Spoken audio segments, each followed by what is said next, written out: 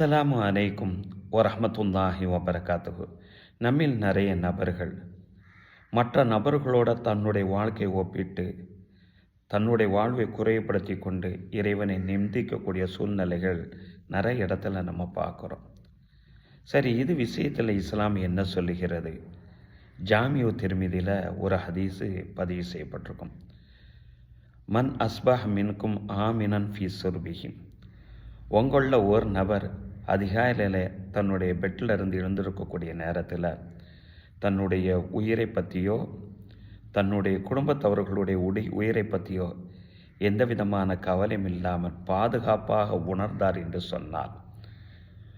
அவ்வாறு எழுந்திருக்கக்கூடிய அந்த சூழ்நிலையில் தன்னுடைய கைகால் சுகத்தை அவர் உணர்ந்தார் என்று சொன்னார். அன்றைய தினத்தில் எழுந்திருக்கக்கூடிய நிலையிலே இன்றைக்கி சாப்பிட்றதுக்கு என்ன வழி, என்ன சூழ்நிலை என்பதெல்லாம் இல்லாமல் அன்றைய உணவை அவர் பெற்றிருந்தார் என்று சொன்னால் அந்த ஒரு மனிதர் அன்றைய தினத்தில் உலகத்தை அடைந்ததற்கு சமம் என்றார்கள் நபிகள் நாயகம் ஸல்லல்லாஹு அலைஹி வஸல்லம் அவர்கள்.